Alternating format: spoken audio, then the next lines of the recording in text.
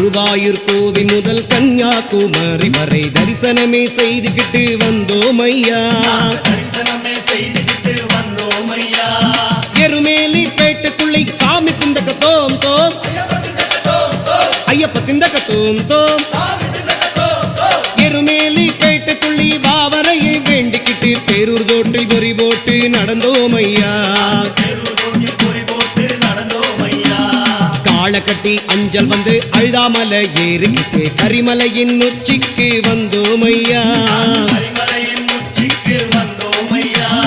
காளக்கட்டி அஞ்சல் வந்து அழுதாமலை ஏறிக்கிட்டு கரிமலையின் உச்சிக்கு வந்தோம் ஐயா.